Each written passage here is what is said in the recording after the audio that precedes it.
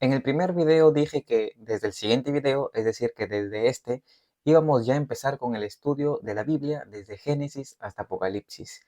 Pero no va a ser así. Mientras meditaba sobre ya iniciar el estudio, vi que era necesario estudiar dos temas interesantes antes. Y uno de esos temas, pues, es el que vamos a ver hoy. Y en el otro video, el siguiente tema. Y los dos temas es el primero hoy en día, que es la Biblia. ¿Por qué vamos a estudiar los 66 libros de la Biblia, o mejor dicho, la Biblia que usa el protestantismo, los 66 libros, y por qué no la Biblia que tiene algunas Biblias católicas, como la latinoamericana, por ejemplo, que tienen algunos libros de más? Vamos a estudiar un poquito acerca de esos libros y por qué es necesario. Simplemente en este video se va a usar la otra Biblia, porque es necesario que estudiemos solamente la Biblia del protestantismo, que la más famosa es la Reina Valera. Vamos a estudiar eso.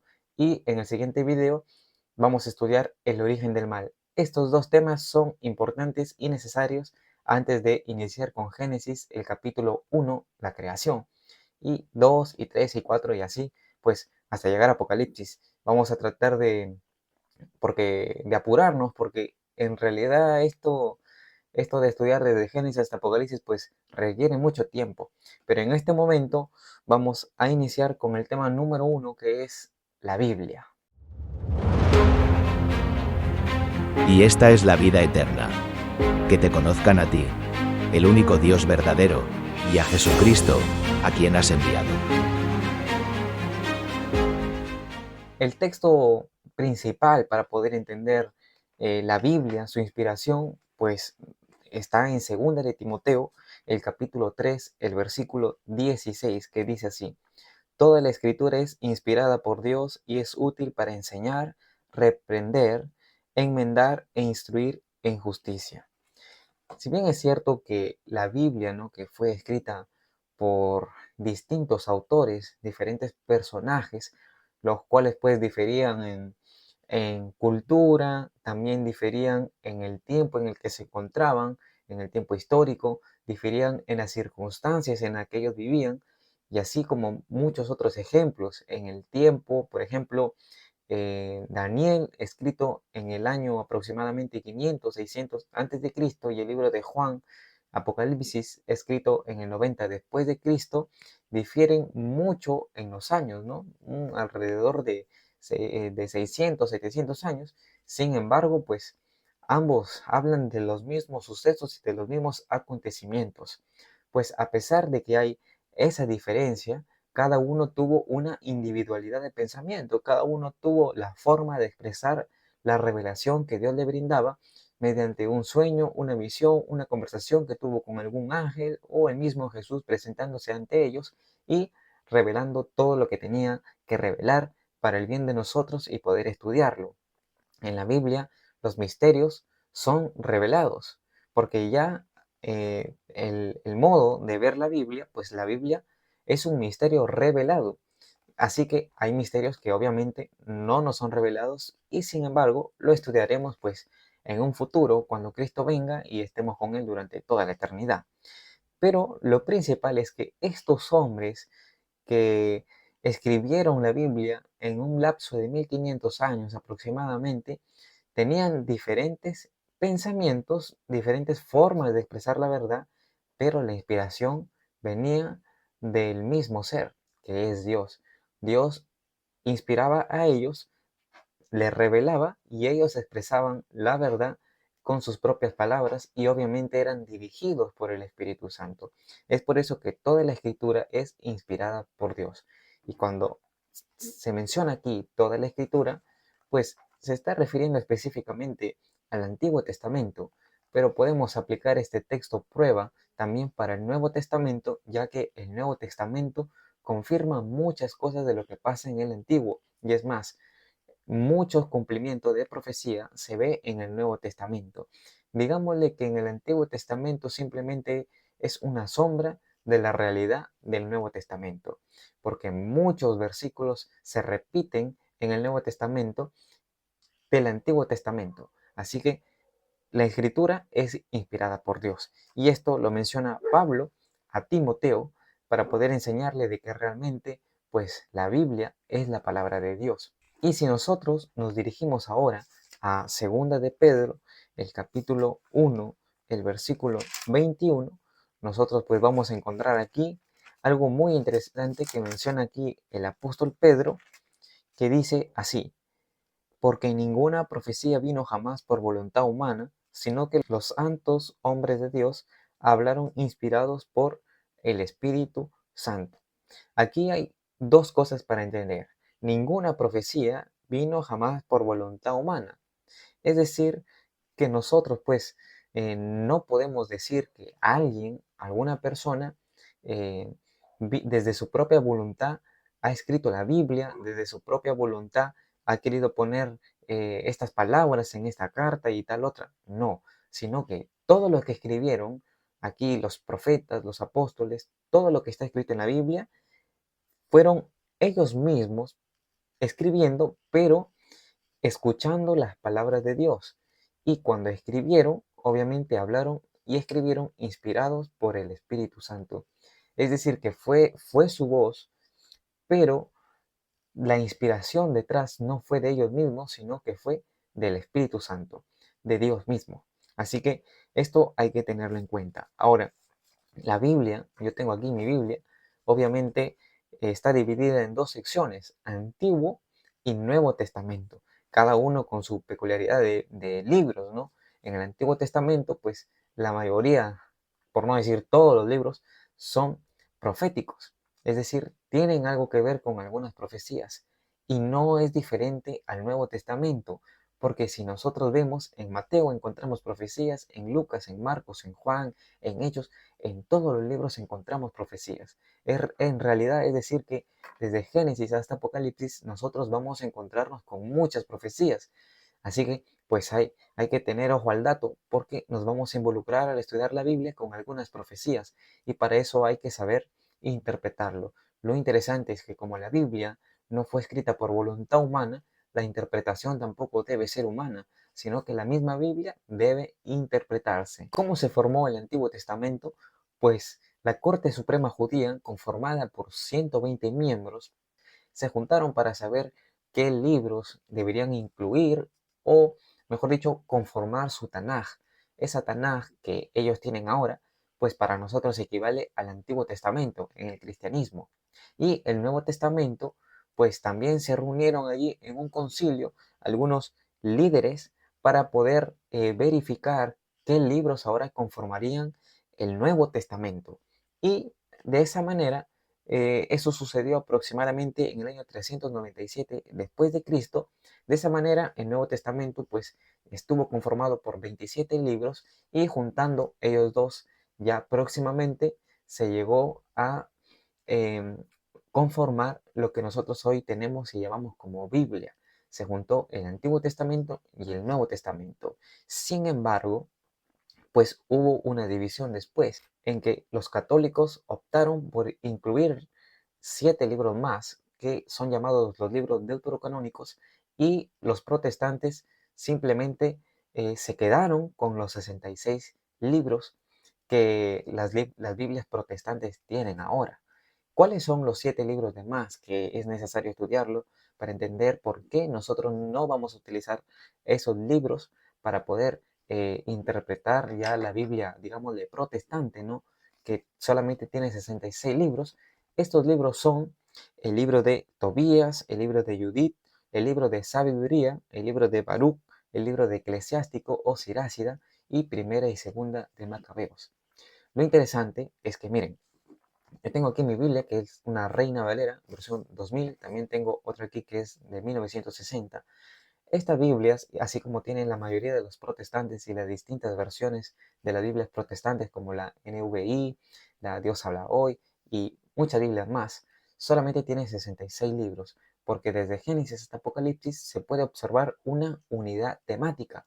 Es decir, que aunque digan cosas diferentes, ninguno se contradicen, sino que todas van a un solo punto, que es una verdad, una creencia o una doctrina.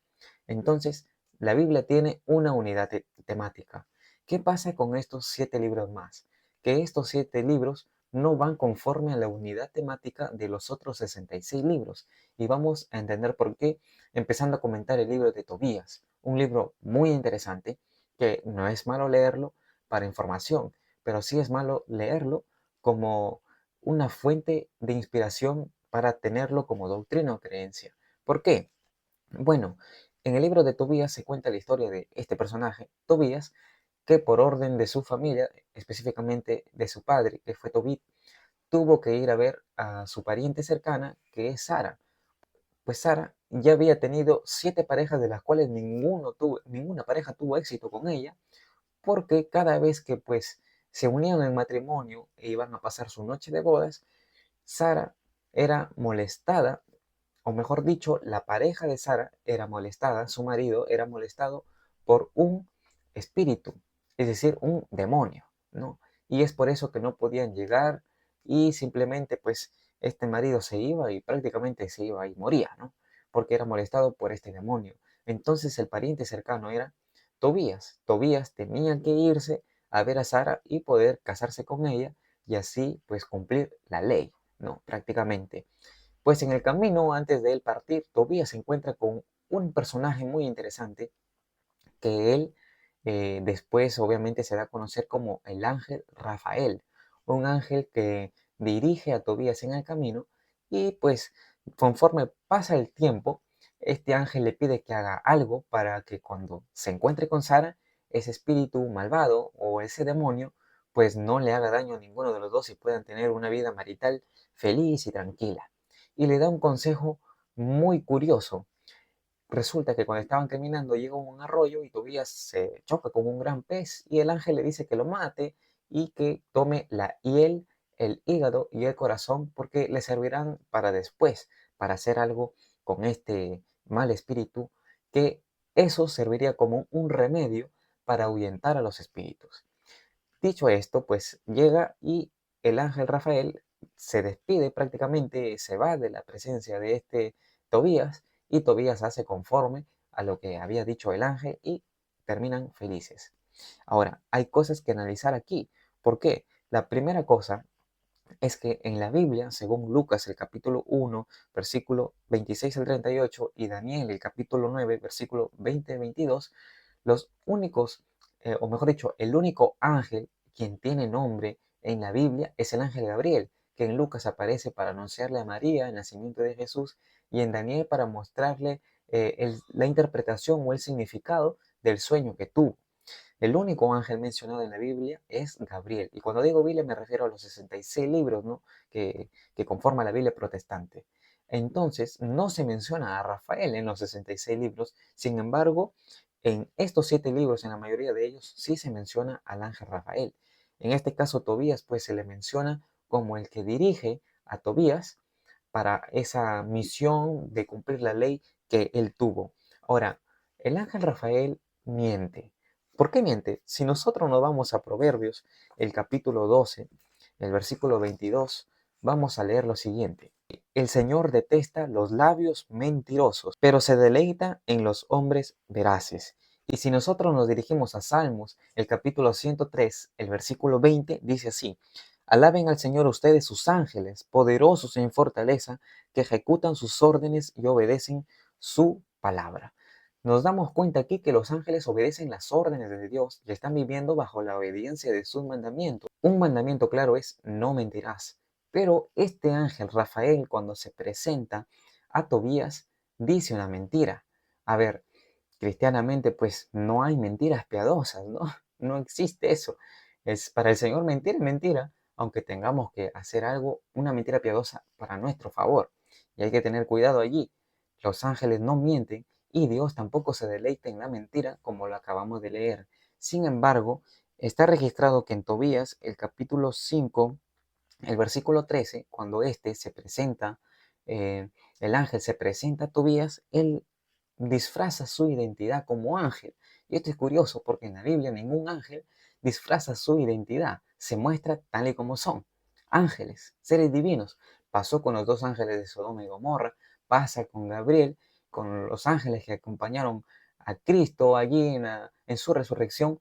nunca disfrazan su identidad y mucho menos dicen algo como lo que dijo este supuesto ángel del cielo, Rafael, que él dijo así cuando se presentó a Tobías: soy Azarías, hijo de Ananías, uno de tus hermanos. Podemos ver la mentira aquí de este supuesto ángel del cielo, ¿no? Que obviamente él dijo que era alguien cuando en realidad era un ángel. Es por eso que vamos a poner en duda la veracidad. Puede ser que alguien lo escribió, pero digamos la inspiración divina de este libro, porque contradice pues los otros 66 libros de la Biblia. Ahora, no solamente es eso, sino que en Juan 8:44 menciona pues que el diablo es el padre de la mentira y habla mentira desde el principio. Entonces, si este ángel tuvo que mentir para poder, digamos, cumplir una misión, pues tal vez sea de verdad un ángel, ¿no? Pero un ángel caído y no pues uno divino. Hay otro concepto aquí que podemos ver en esta historia de Tobías y son conceptos de espiritismo, de brujería, de hechicería, que podemos ver que el mismo ángel Rafael ordena a que haga Tobías.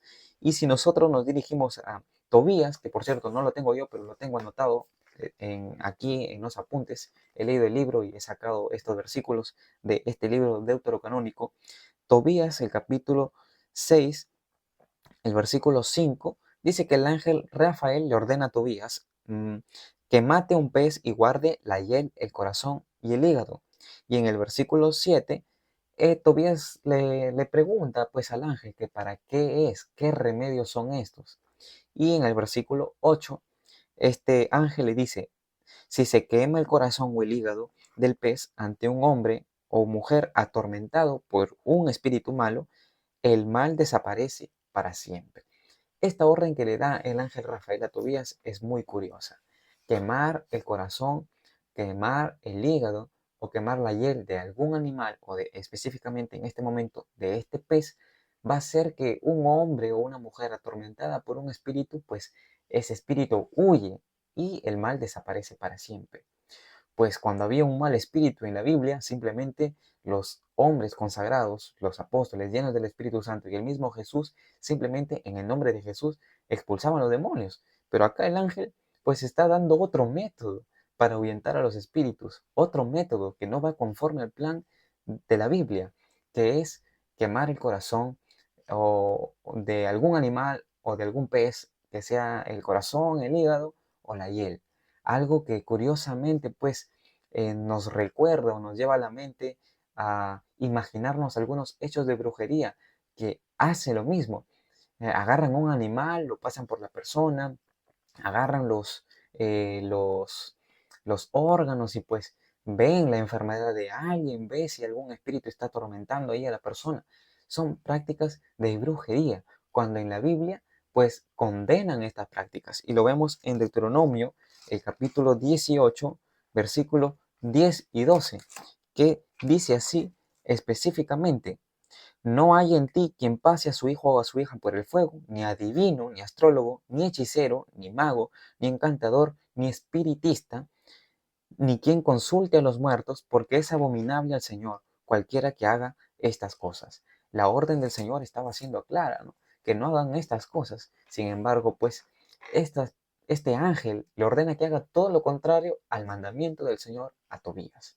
Es por eso que ponemos aquí en duda la veracidad de inspiración, no de escritura, porque puede ser que alguien haya escrito esto y obviamente si está registrado como un libro es porque alguien lo escribió, pero sí ponemos en duda la inspiración divina bíblica en este libro de Tobías, y así como en el de los otros 6, porque no solamente es este libro, sino también está Judith, Sabiduría y Baruch, que si bien es cierto, pues en Judith y en Baruch no se sabe el dato histórico de cuándo fue escrito este libro, cuándo se recogió este material, pero la historia, por ejemplo, de Judith habla de una mujer que le pidió a Dios fuerzas para mentir y para seducir, vistiéndose de una manera muy, digamos, para llamar la atención, no solamente sentimental, sino también sexual, a un general del rey de un pueblo enemigo, del pueblo de Judith, que prácticamente era el pueblo de Dios, ¿no? De esta manera, pues ella pidió ayuda a Dios para hacer eso. ¿Ustedes creen que Dios va a dar ayuda a alguien para seducir a una persona, en este caso a general, pues ella creyó que Dios la había ayudado y se fue, sedujo al general y lo mató al general y volvió al pueblo siendo halagada por muchos. Antes de eso, antes de matarlo, ella se postró ante el general, una reverencia de idolatría, muy diferente a los tres amigos de Daniel que no se inclinaron a la estatua de Nabucodonosor y prefirieron ir al fuego de ese horno ardiente que quemaba 7 veces más. Es increíble cómo esta mujer pues hizo eso, ¿no? Y esta es la enseñanza de este libro, ¿no? Que podemos pedirle a Dios cualquier método para tener la victoria, sin importar si el método es quebrantando el principio divino, cuando el plan de Dios es mejor que el de nosotros. Así que, pues, también pongo en duda esto, ¿no? Y el libro de sabiduría, también, porque se idolatra más el don que al que da el don, que es Dios mismo. Muy diferente al libro de Proverbios, donde se pone la sabiduría como un don divino, y también la sabiduría personificada como a Cristo. Sin embargo, en este libro de sabiduría, pues se da a una personificación extra a Dios y a Jesús de la sabiduría y se la idolatra como algo pues que está más allá, se le personifica de una manera idólatra la sabiduría. Es por eso que también ponemos en duda. Pero lo más interesante es en el libro eclesiástico y en el libro de Primera y Segunda de Macabeos. Este libro eclesiástico recibe otro nombre que es el de Sirácida, ¿no? Pero en Eclesiástico, el capítulo 46, el versículo 20, menciona que Samuel profetiza después de la muerte. ¡Wow! Y esto es increíble. Samuel profetiza después de la muerte. Samuel ya había muerto, ¿no? Lo entendemos aquí en la Biblia, ¿no? Si bien es cierto, usan personajes bíblicos, pero obviamente aquí está dando a entender como una verdad que alguien puede tener vida después de la muerte, cuando en Eclesiastés, el capítulo 9, el versículo 5 menciona que el muerto nada sabe. Si el muerto nada sabe, ¿cómo es que Samuel, después de muerto, va a profetizar? Esto es algo contradictorio a los 66 libros de la Biblia y es mucho más contradictorio porque aquí hay una clara evidencia del espiritismo que se enseña en Eclesiástico, donde al igual que en Segunda de Macabeos, el capítulo 14, el versículo 45, dice lo siguiente: pero creían firmemente en una valiosa recompensa para los que murieron como creyentes. De ahí que su inquietud era santa y de acuerdo con la fe, esta fue la razón por la cual Judas ofreció este sacrificio por los muertos, para que fueran perdonados de su pecado. Eclesiástico menciona que que Samuel profetizaba después de la muerte. Y aquí en Macabeos leemos que Judas pues intercede dando sacrificios y ruegos para que los que ya murieron sean perdonados de sus pecados. ¿Dios puede perdonar a alguien que ya está muerto? La Biblia no enseña eso.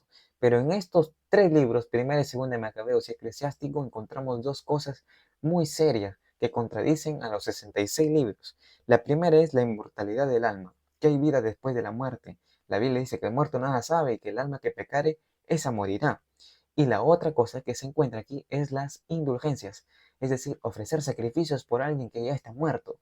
Y obviamente estas dos enseñanzas son las principales enseñanzas de la Iglesia Católica Romana o Iglesia Apostólica Católica y Romana. Son las dos claras enseñanzas de esta iglesia y entendemos por qué.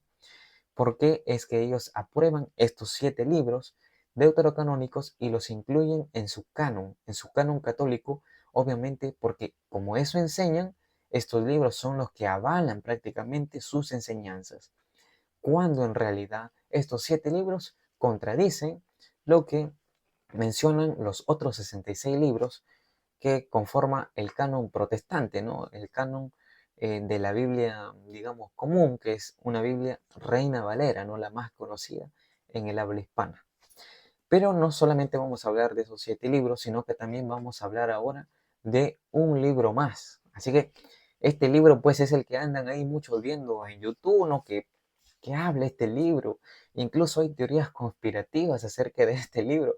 Y la gente, pues, cuando habla de este libro se imagina muchas cosas. Y algunos dicen, ay, pero sí, ay, pero mira, acá lo dice. Ah, mira, la Biblia, pues, nos está escondiendo esto. Hay muchos libros que esconden. Bueno, Quiero hablar primero dos cosas antes de poder entrar a estudiar este libro. No a estudiarlo a profundidad, sino comentar algunas cosas, ¿no? Porque una razón es suficiente para poder no acreditar este libro como inspirado. Una es que Dios ha permitido que hayan 66 libros y Él lo ha permitido, y yo no creo personalmente que Él haya permitido que un libro no esté incluido aquí y sea ocultado como verdad. Así que yo creo firmemente que Dios ha preservado la inspiración, ha preservado el canon de los 66 libros de la Biblia, de las Biblias protestantes, los ha preservado y no ha quitado ni ha puesto ningún libro, porque es más, hay una clara reprensión aquí en el Nuevo Testamento acerca de quién incluye o quién elimina. Así que no, Dios ha preservado esto para que podamos estar seguros de todo lo que está dicho aquí. Esa es la primera razón. Y la segunda razón es que no debemos dudar de lo que está escrito, de lo que está revelado, que a pesar de que hayan diferentes traducciones, que lo vamos a ver más adelante, Dios ha preservado este texto y no debemos dudar ni estar creyendo tal vez que pues hay algunos libros que nos están escondidos.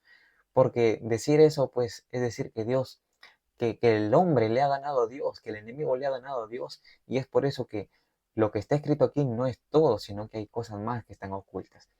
Amigo, las verdades que están ocultas son misterios que lo aprenderemos en la eternidad.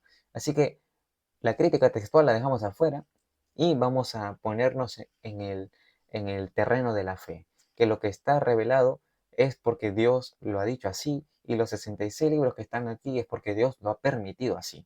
Así que hay que tener en cuenta en eso. Así que, ¿cuál es el otro libro que vamos a analizar? Pues es el libro rey de las teorías conspirativas ahora, ¿no? En este mundo actual. El libro de Enoch. El libro de Enoch se divide en algunas secciones que es los vigilantes, la parte de las parábolas, la parte de la astronomía, la parte de las visiones y los sueños, y al final la parte de epístola, ¿no? Está dividido en estas 5 secciones donde en cada una de ellas pues va comentando allí lo que, lo que quiere comentar este escritor que tal vez no fue Enoch, porque en la Biblia dice que Enoch vivió 300 años y Dios se lo llevó. No creo que Enoch hubiera estado preocupado por escribir, ¿no? Porque quien escribe la vida de Enoch, pues que se encuentra en Génesis, es el mismo Moisés. Pero lo más interesante que nosotros tenemos aquí es que en Enoch, en este libro Enoch, el capítulo 7, versículo 1 al 6, menciona que unos supuestos ángeles, los cuales se llama hijos de Dios, estos hijos de Dios que supuestamente este libro son ángeles, llegaron a la tierra y tuvieron relaciones sexuales con las mujeres de los hombres. Y esto es muy interesante porque menciona allí que de ellos nacieron gigantes, ¿no? Gigantes que dominaron la tierra un buen tiempo, ¿no? Y es más, pues estos gigantes son los Nephilim, ¿no? Los famosos Nephilim, allí que muchos han hecho sus videos, pues mostrando allí sus teorías de los Nephilim que viven en el centro de la tierra y tantas cosas que son simplemente mitos. Bueno, dos cosas. La primera es que los ángeles son asexuales, no tienen sexo, no tienen algún género. No está revelado en la Biblia de que los ángeles puedan tener algún tipo de relación sexual, y mucho menos si son hombres o son mujeres. Lo más claro es un varón, ¿no? Un varón es de Dios, que se le menciona allí como Gabriel, pues a este ángel que anuncia el nacimiento de Jesús, pero no hay más detalles acerca de eso. Ahora, ahora, en Génesis, el capítulo 6, ya nos da esa historia acerca de los hijos de Dios y las hijas de los hombres. Pero hay que entender esto y hay que leer bien. Estos hijos de Dios no se está refiriendo a ángeles, se está refiriendo a los hijos de Dios, es decir, a personas que se convierten. Recuerden que después de Abel y Caín, pues Caín mata a Abel y la descendencia de Caín pasa a llamarse hijos e hijas de los hombres, porque no eran hijos de Dios, porque estas personas no buscaban al Señor, eran personas que se dedicaban a vivir en idolatría, lejos del Señor, tanto en físicamente, espiritualmente, emocionalmente, estaban completamente lejos del Señor. Y de esa descendencia, pues, viene la destrucción con el diluvio, ¿no?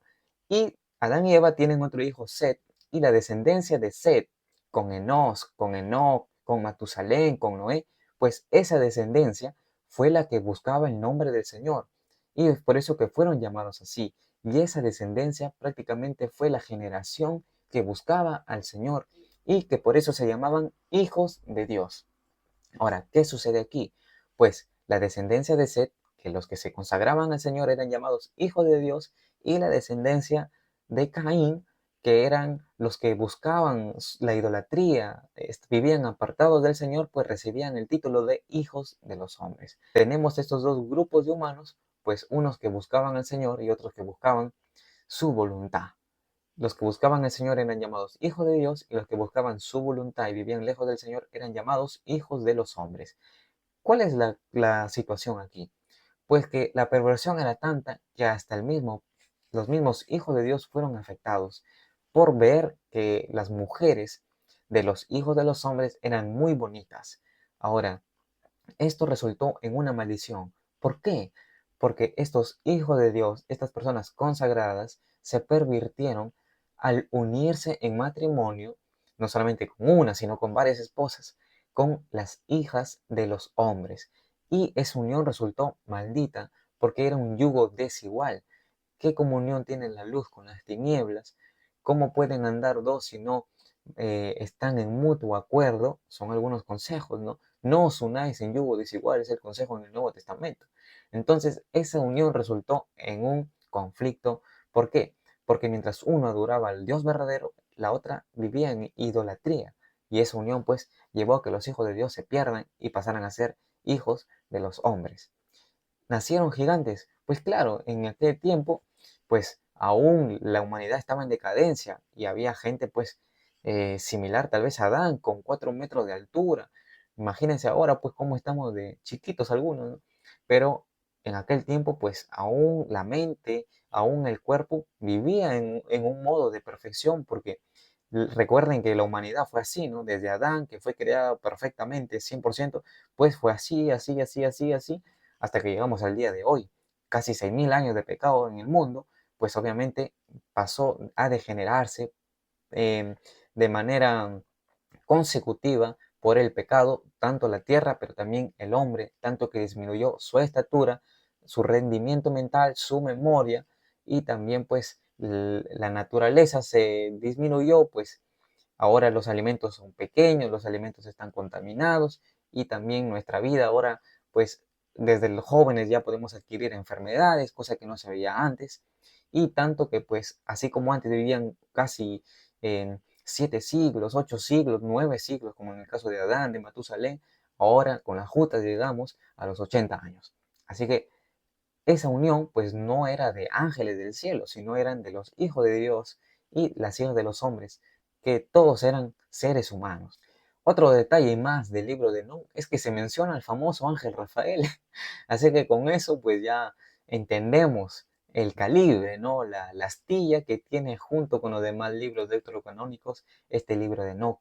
El famoso ángel Rafael también, ese ángel mentiroso, ese ángel que enseña el espiritismo, pues también aparece en el libro de Enoch. Es por eso que aquí tanto Judith, Sirácida, el libro de Eclesiástico, primera y segunda de Macabeos, Tobías y Baruch, pues no los consideramos o no lo considero como inspirados por Dios. Así como leímos al principio, toda la escritura es inspirada por Dios, pues no considero que estos 7 libros junto con el de Enoch sean escritura o palabra de Dios. Pueden ser libros que alguien nos escribió, obviamente, pero no son para mí inspirados. Es por eso que no los voy a usar como interpretación de Génesis hasta el Apocalipsis. Es por eso que aquí yo tengo una Biblia, como les mencionaba, la Reina Valera versión 2000 revisada. También tengo una Reina Valera 1960 con comentario Thompson. También tengo otras Biblias virtuales, ¿no? Que ahí uno puede encontrar un montón por doquier. Y eh, esta Biblia es la que yo voy a usar, obviamente, pero también vamos a analizar algunos estudios con otros versículos de diferentes versiones para poder llegar a la conclusión. Y sí o sí vamos a utilizar el hebreo y el arameo, más el hebreo, porque el Antiguo Testamento fue escrito en hebreo y el Nuevo Testamento en griego, que también lo vamos a utilizar cuando lleguemos a la sección del Nuevo Testamento. Ahora, vamos a volver a leer en Segunda de Pedro, el capítulo 1, versículo 20 y 21, para entender pues que quién puede interpretar la Biblia. Y eso hay que estar atentos. ¿Quién puede en realidad interpretar la Biblia? Y vamos a leer el versículo 20. Ante todo, sepan que ninguna profecía de la Escritura vino por una interpretación privada. Bueno, ¿quién puede interpretar la Biblia? He dicho que la Biblia se interpreta a sí misma. La Biblia no es de interpretación privada, es decir, que no me voy a parar acá o sentarme yo acá y hablarte a ti y diciéndote todo lo que yo creo del versículo. No, no voy a leer un versículo y decir, yo creo que este versículo quiere decir que esto, que el otro. No, simplemente vamos a utilizar el texto y vamos a dejar que la misma Biblia se interprete. Porque la Biblia no es de interpretación privada, porque el mismo que reveló la Biblia es el mismo que la interpreta, y es el Espíritu Santo. Porque el versículo 21 dice, ninguna profecía vino jamás por voluntad humana, sino que los santos hombres de Dios hablaron inspirados por el Espíritu Santo. Entonces, Él va a interpretar la Biblia, yo voy a ser un mensajero, ¿no? Un mensajero. Vamos a analizar más. ¿Quién puede interpretar la Biblia? A ver, cuando al pueblo se le prohíbe la Biblia, el pueblo cree cualquier cosa o cree lo que el líder dice. Y esto pasó en un tiempo mediante el catolicismo, donde los únicos que podían interpretar la Biblia era el sacerdote o el papa. No, él era el único que podía interpretar la Biblia y es por eso que la gente pues decía amén a todas las herejías que le decían. Pero cuando los protestantes empezaron a descubrir las verdades por sí mismos y muchos leían esas verdades, estas personas pues protestaban a favor de la verdad y eran llamados más bien ellos herejes, ¿no? Ahora, ¿quién puede interpretar la Biblia? Te digo que si tú tomas tu Biblia y eres dirigido por Dios, Dios mismo te va a interpretar a ti la verdad. Así que, así como me la interpreta a mí y te la interpreta a ti, nosotros también debemos interpretarla conforme a la interpretación que la misma Biblia da. No debemos usar nuestras palabras, sino sus palabras. Pero obviamente nosotros no debemos ser iluminados por el Espíritu Santo para poder dar un ejemplo de alguna verdad, explicar una creencia, una doctrina que sale de la Biblia. No nosotros, sino así como estos hombres hablaron, inspirados por Dios, pues a nosotros debemos ser iluminados por el Espíritu Santo para poder dar, predicar las verdades. ¿Quién puede interpretar la Biblia? Toda aquella persona sincera que se acerca al Señor para poder estudiar la Biblia recibirá una correcta interpretación y debe interpretarla conforme el Espíritu le vaya guiando. Y eso hay que entenderlo. Ahora llegamos al punto de las versiones, ¿no? Este punto es muy interesante porque, como les estaba diciendo, yo utilizo una Reina Valera 2000 y ustedes tal vez tengan algún tipo de versión, ¿no? Ahora, ¿por qué es interesante las versiones? Pues las versiones simplemente son traducciones, ¿no? Que algunos, pues, obviamente uno traduce y va ahí acomodando hasta que traduce toda la Biblia y saca una versión. Y vamos a leer algunos versículos nosotros de algunas versiones. Por ejemplo, vamos a leer aquí Génesis, el capítulo 1, versículo 2, según la versión Reina Valera 95, que dice así: la tierra estaba desordenada y vacía, las tinieblas estaban sobre la faz del abismo y el Espíritu de Dios se movía sobre la faz de las aguas. Cuando en Génesis capítulo 1, versículo 2, pero ahora de la NVI o NBI, la nueva versión internacional, dice así: la tierra era un caos total, la tierra cubría, las tinieblas cubrían el abismo y el Espíritu de Dios se movía sobre la superficie de las aguas. Ahora, prácticamente dicen lo mismo, pero es muy diferente la expresión la tierra era un caos total, como dice la NVI, a decir la tierra estaba desordenada y vacía. No es como que uno le dice más fuerte y la otra versión le dice más suave, ¿no? Otro ejemplo está en Romanos 8.3. La versión Reina Valera 95 dice así: porque lo que era imposible para la ley, por cuanto era débil por la carne, Dios, al enviar a su Hijo en semejanza de carne de pecado y como sacrificio por el pecado, condenó al pecado en la carne. Este texto es un poco más serio, ¿no? La Reina Valera se caracteriza por eso, es decir, desde la versión 2000 para atrás se caracteriza por eso. Y la NVI dice así: en efecto, la ley no pudo liberarlos porque la naturaleza pecaminosa anuló su poder. Por eso Dios envió a su propio Hijo en condición semejante a nuestra condición de pecadores, para que se ofreciera en sacrificio por el pecado. Así condenó Dios al pecado en la naturaleza humana. Dice prácticamente lo mismo, pero ¿cuál es la diferencia? Que cuando nosotros leemos de diferentes versiones, pues la idea a la que nos lleva es distinta. Así que cada uno pues debe ya tener criterio y discernimiento para elegir una versión conforme a lo que está seguro por Dios, ¿no? Bueno, yo aconsejo la Reina Valera, ¿no? Pero sí es bueno a veces revisar de otras versiones para aclarar un poco el texto, siempre y cuando sea la correcta traducción. En Dios habla hoy, dice así acerca de este versículo: porque Dios ha hecho lo que no pudo hacer la ley de Moisés, que era incapaz de hacerlo a causa de la debilidad humana. Dios envió a su Hijo en la semejanza, perdón, Dios envió a su Hijo en la misma débil condición del hombre pecador y como sacrificio por el pecado, para de este modo condenar al pecado en la propia debilidad de nuestra condición. Si bien es cierto, la última parte podría decir que está bien interpretada o traducida correctamente, pues en esta primera parte, porque Dios ha hecho lo que no pudo hacer la ley de Moisés, nos damos cuenta que esta es una traducción con interpretación. Es decir, que el que está traduciendo Dios habla hoy está traduciendo el versículo agregándole una interpretación. ¿Y cuál es la interpretación? Que ya no pone solamente ley, sino que pone ley de Moisés. Es decir, que para este personaje que tradujo la Biblia y puso la versión Dios habla hoy, esta ley que se habla aquí en Romanos 8:3 es la ley de Moisés y no la ley moral. Así que, ¿vieron cuál es la diferencia?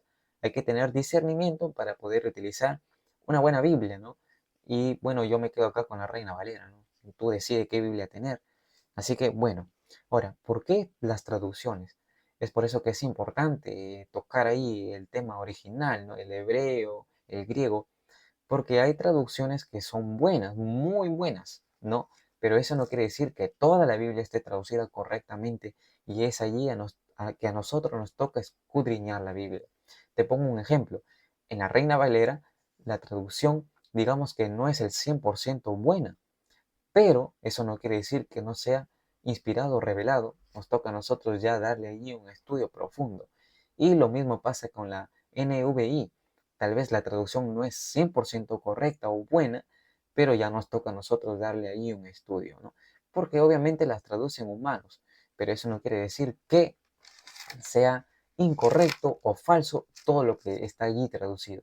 Es correcto, sino que algunos pues humanamente les ponen ya sus propias palabras al texto, ¿no? Lo increíble es que Dios siempre nos va a llegar a hacer la verdad, porque nos ha prometido el Espíritu Santo que nos va a llevar a la verdad. Entonces, hemos hablado aquí en este video cosas muy importantes para entender que es necesario 100% entender por qué no vamos a utilizar estos 7 libros que consideramos yo personalmente que no son inspirados conforme al plan divino y al canon de los otros 66 libros que los tengo aquí en mi Biblia. No son inspirados para mí esos 7 libros y mucho menos el libro de Enoch, porque contradicen muchas enseñanzas que se encuentran en el canon protestante, ¿no? De los 66 libros que vemos conformados en el Antiguo y Nuevo Testamento. Me gustaría saber tu opinión, si has llegado hasta el final. Es un poco largo el video y creo que va a ser así con todos los videos que vamos aquí a venir hablando, pero lo interesante es que hemos comprendido acerca de la Biblia, ¿no?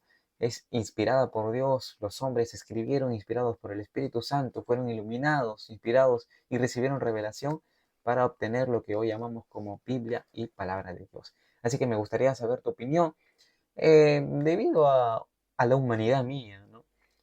He podido tener algunos errores aquí, tal vez en datos históricos o me faltó agregar algún dato más.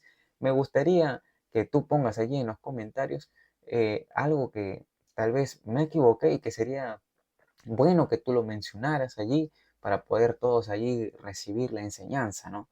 Y obviamente también me gustaría que puedas dar tu like y compartir si es que te ha llamado la atención y puedas suscribirte también, porque pronto vamos a seguir subiendo los videos que faltan. El próximo video vamos a hablar acerca del origen del mal y de ese ya arrancamos con el estudio de Génesis, Éxodo, Levítico, Número, Deuteronomio, Josué y así hasta llegar al Apocalipsis. Que Dios te bendiga y que recibas muchas bendiciones. Y esta es la vida eterna, que te conozcan a ti, el único Dios verdadero, y a Jesucristo, a quien has enviado.